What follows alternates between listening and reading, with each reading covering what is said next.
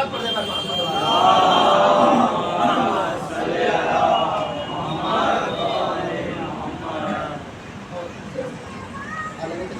جس چیز سے بھی کربلا پڑھ رکھی ہے، ایک چیز جس سے اتنا ہوتا ہے کہ کون حق پر ہے اور کون باطل ہے، کسی واقعے کو یہ دیکھا جاتا ہے کہ اس میں فائدہ کس کو ہے۔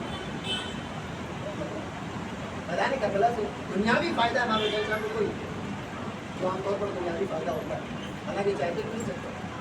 امام حسین السلام کبھی اس آج کے زمانے کو سلیکشن ڈگری کے زمانے سے ملا کر دیکھیے کتنی آسانی سے ڈیل ہو سکتی تھی امام حسین صاحب، وہ پورا مدینہ اور مکہ اور پورا حجاز حوالے کر دیتا اور جو چاہے یزید کتنی دور بیٹھا 3000 کلو میٹر۔ آج اگر کوئی مخالفت ہوتی ہے جب تک کیپٹل میں نہ ہو تو اس کے اوپر کوئی بادشاہ سے ہاں کیپٹل میں کچھ نہیں ہونے دیں، کسانوں نے اپنا ٹریکٹر کہاں پہنچایا؟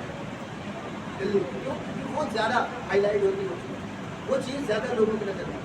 یزید شام میں بیٹھا 2500 کلو میٹر دور مدینے میں اگر کوئی شورش برپا ہوتی ہے جو کہ نہیں ہو رہی ہے تو اسے سیریس لینے کی ضرورت نہیں تھی، توجہ چاہیے۔ کاش کی بات پہنچ جائے کہ آج ہمارے یہاں جب تک کیپٹل میں کوئی انریسٹ نہ ہو بادشاہ آرام سے بیٹھا رہتا، آپ کسی دور دراز علاقے میں احتجاج کریں کوئی فرق نہیں پڑتا، لیکن یزید اتنی دور ہونے کے باوجود امام حسین اسلام کے بیعت نہ کرنے کو اگر سیریسلی لے رہا تھا تو اس کا مطلب یہ صاف ہے کہ پوری دنیا کی بیعت ایک طرف حسین کی وجہ سے بچائی کون تھا؟ 3 افراد ہوتے، عبداللہ ابن عمر، عبداللہ ابن زبیر اور ایک عبداللہ ابن عباس، یہ سب کے سب امام حسین کے پیچھے چھپ گئے۔ اگر اس نے یزید نے بیوقوفی نہ کی ہوتی اور ان سے پہلے عبداللہ ابن عمر اور عبداللہ ابن زبیر سے بیعت لے لیتا تو وہ بھی کر لیتا، زیادہ گن چن کے صرف امام حسین السلام بچے۔ اس کے باوجود اس نے اتنا بڑا رسک لیا کہ 3 سال میں اس کی حکومت ختم ہو گئی، اور ہمارا اسی شہادت امام حسین کی وجہ سے یزید کی بادشاہت 3 سال میں ختم ہو گئی۔ اس نے اپنی بادشاہت کے ختم ہو جانے والا رسک لے لیا، لیکن امام حسین اسلام کی بیعت کو نظر انداز نہیں کر سکتا۔ اس کا مطلب کہ آج دنیا سمجھے یا نہ سمجھے، یزید کی نظروں میں معلوم تھا کہ سارے صحابہ کی بیعت ایک طرف اور فرزند زہرا کی بیعت ایک صلوات پڑھنے پر محمد وعلیہ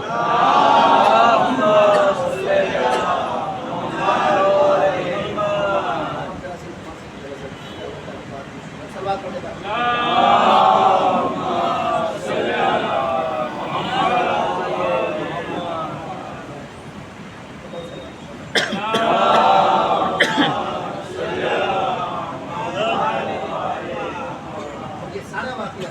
صرف شہید ہونے کا نہیں، ورنہ میدان کربلا کو آپ عالمی منظرنامے پہ پیش نہیں کرتے۔ اگر آپ کربلا کی روانگی سے دیکھیں، امام حسین اسلام نے جس رات غریب سے بات ہوئی اسی رات 2 رات کے بعد اور اسی رات امام حسین اسلام کا مدینہ چھوڑ گیا۔ یہ بھی ایک سیرت کا اعلان تھا۔ اسلام کے مدینے آئے تو آپ نے ایک معاہدہ کو یہودیوں سے کیا کہ وہ ہمارے ساتھ ظاہر ہے کہ مکے سے آئے ہیں اور جگہ پہ تو وہ جھگڑا تو ہمارا چلتا ہے اور 8 سال میں 80 جگہ مسلمان ہوئے۔ اسلام میں دیکھو ہمارا تو معاملہ رہے گا ان کے ساتھ، اور تمہارے اوپر اگر کوئی حملہ ہوگا تو ہم تمہارا دفاع کریں گے، ہمارے اوپر کوئی حملہ ہوتا ہے تو آپ کو کچھ کرنے کی ضرورت ہے، بس نکل رہے ہیں۔ ایک معاہدہ مجھ سے کرنا، ایک معاہدہ پیغمبر اسلام نے مسلمانوں سے لکھا جس کو افغان وعدے کوئی ہو ظاہر اس میں کوئی بہت امپورٹنٹ بات نہیں ہے، بہت امپورٹنٹ بات ہے وہ معاہدہ جو پیغمبر اسلام نے مسلمانوں سے کیا، کیا میرے بعد مدینے میں قتل و غارت نہیں کرنا، یہ میرے لیے سکون بتائیے کہاں اس پر۔ لیکن جب آپ پیغمبر اسلام کے بعد جانشینی کا جھگڑا شروع ہوا اس کو دیکھیں تو اس حدیث کو ان جانشینوں کے کردار سے ملا کے تو بالکل صاف واضح ہو جاتا ہے کہ کون ہے آپ کی جانشین۔ پہلی خلافت سارے فکروں کے ساتھ اسی مدینے، دوسری خلافت سارا دنگا فساد اسی مدینے، تیسرے میں تو خلیفہ کو قتل بھی کر دیا بلوائیوں نے آ کے اسی مدینے۔ مولا کائنات خلیفہ بنتے پہلا کام آپ نے کیا کہ اپنا دارالحکومت آپ کی کوشش،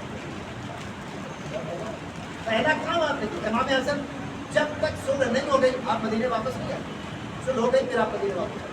امام حسین السلام جیسے ہی اس نے کہا کہ آپ بیعت کیجیے ورنہ ہم آپ کو سر کرتے ہیں. امام حسین علیہ السلام اسی رات مدینہ چھوڑ گئے. پتا تھا کیا ابھی ہمارا نہیں ہے ایک جملہ کہتے ہیں کہ جانشین پیغمبر بن جانا اور بات ہے. حقیقی جانشین پیغمبر وہ ہوتا ہے جو قول پیغمبر کی معلوم رکھتا ہے. سلوات پڑھے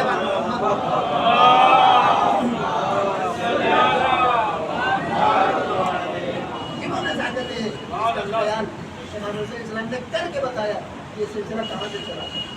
ورنہ امام حسین السلام اگر ایک چھوٹی سی جنگ مدینے میں لڑ لیتے پھر زیادہ امام حسین السلام کے لیے فائدے مند تھی. کیونکہ آپ دیکھیں جب بس یہی سے رکھتے ہوئے جب اہل بیت کا فاصلہ واپس آیا تو پہلا جو آؤٹ ایریا بلوا ہوا ہے کہاں پر مدینے میں.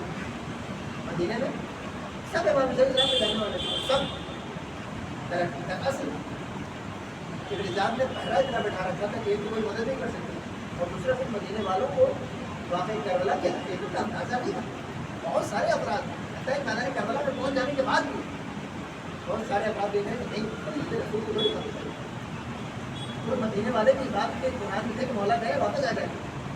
میں اتنی بیوقوفی نہیں ہے کہ مجاہد کو تو قتل نہیں کرے. ہمارے ساتھ کو بھیجا 4000 افراد کا لشکر وہ لے کر آیا اور 1000 کا لشکر ہمارے 5000 افراد پہنچ گئے. اور خود ہمارے ساتھ بھی آخر تک یہ کوشش کر رہا تھا کہ کسی طرح کوئی ڈیل کروا دے. امام حسین السلام نے کل سرچ کیا پھر بھی یہ مولا کائنات کی طرف سے لڑ رہا تھا ادھر سے لڑ رہا. اپنی موجودہ حالت پہ واقع نہیں کرنا چاہیے. دعا کریے کہ خاتمہ بخیر ہو.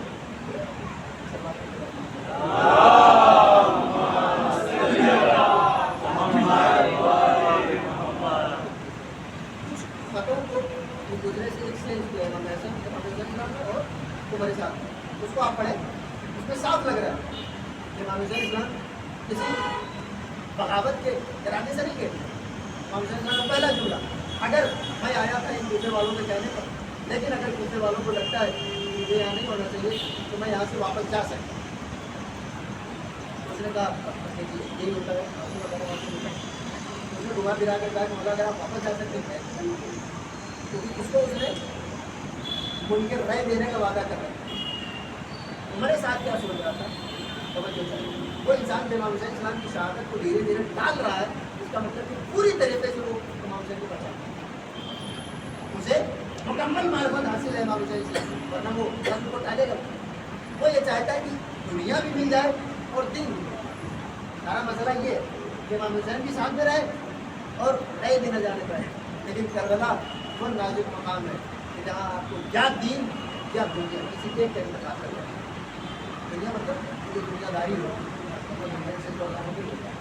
یا تو دنیا داری کر لیجیے یا آپ دینداری کریں. اور اس کے بعد امام حسین اسلام نے اور چینج کیا. ادھر سے ابن زیاد نے شبر کو خط لے کر بھیجا. میں نے تجھے بات چیت کرنے کے لیے نہیں بھیجا. وہاں امام حسین اسلام کا سر ختم کر قلم کرنے کے لیے بھیجا. شبر پہنچا.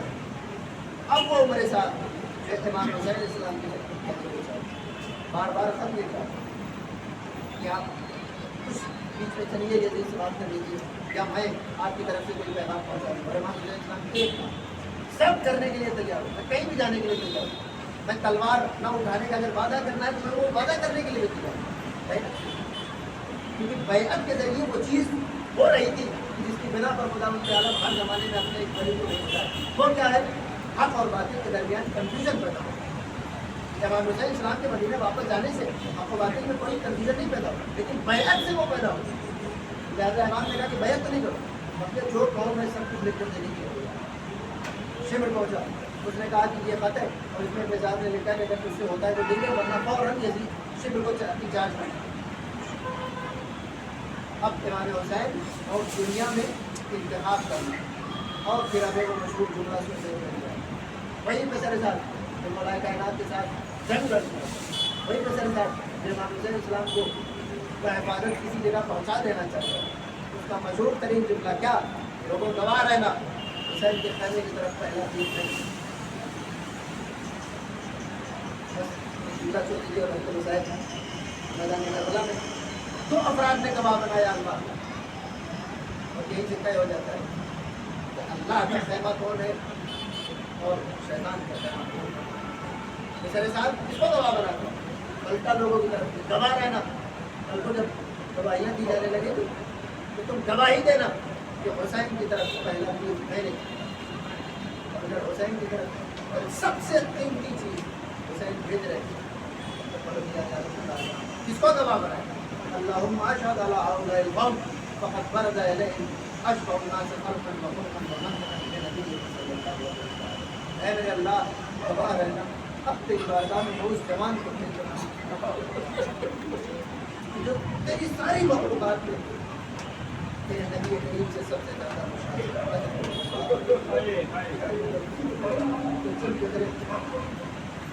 امام حسین اسلام نے سارے لاشوں چند جنازے ایسے جنہوں نے امام حسین اسلام کے جسم پر اثر انداز کیا جن کا اثر مولا کے جسم پر نظر آیا.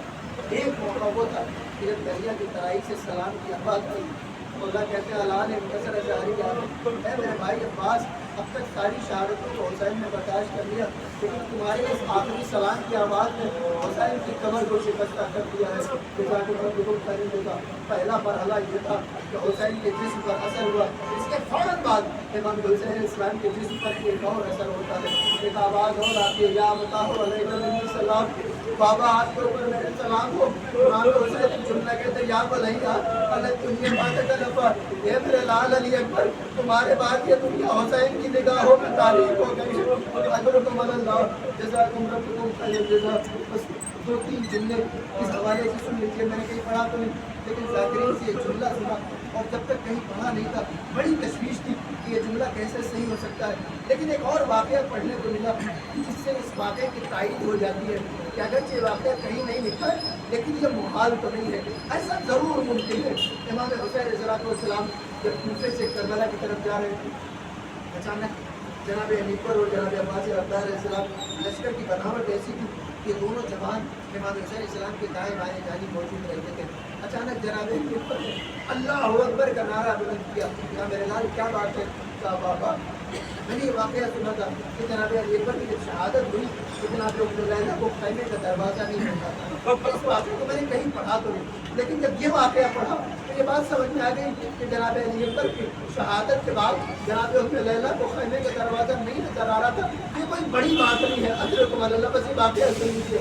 دونوں جوان امام حسین اسلام کے شانہ بشانہ چل رہے. اچانک جوان لال علی اکبر اللہ اکبر میرا لال کیا ہوا؟ تو بابا دور سے مجھے کھجور کے درخت نظر آ رہے شاید کوئی آبادی نزدیک ہے. امام حسین نے کہا کہ نہیں میرے لال وہ کھجور کے درخت نہیں ہے وہ دشمن کے لشکر کے نیزوں کی انیاں ہیں جو تمہیں کھجور کے درخت نظر آ رہے.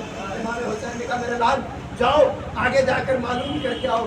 جناب علی اکبر جوانی کے عالم میں اپنے تیز رفتار گھوڑے پر سوار ہوتے ہیں اور کافی دیر کے بعد جب پلٹ کر آتے ہیں تو کہتے ہیں بابا واقعی میری نگاہیں آپ کی قوت بصارت کا مقابلہ نہیں کر سکتی. وہ واقعی دشمن کے لشکر کی نیزوں کی انیاں ہے جنہیں میں کھجور کے درخت سمجھ رہا تھا. بس واقعہ مکمل ہو گیا. عددانہ نے مظلوم کربلا دل پہ ہاتھ رکھ کے فیصلہ کرے. وہ جوان علی اکبر کہ جس کی نگاہیں حسین کی نگاہوں کا مقابلہ نہیں کر سکتی تھی. حسین کی قوت بصارت کا وہ عالم تھا کہ کربلا سے چند دن پہلے تک علی اکبر کی نگاہیں حسین کی نگاہوں کا مقابلہ نہیں کر سکتی تھی. لیکن جیسے ہی جوان نے کہا بابا آپ کے اوپر میرا آخری سلام ہو پہلا جملہ کہا ہے میرے لال تمہارے جانے کے بعد حسین کی قوت بصارت نے جواب دیا.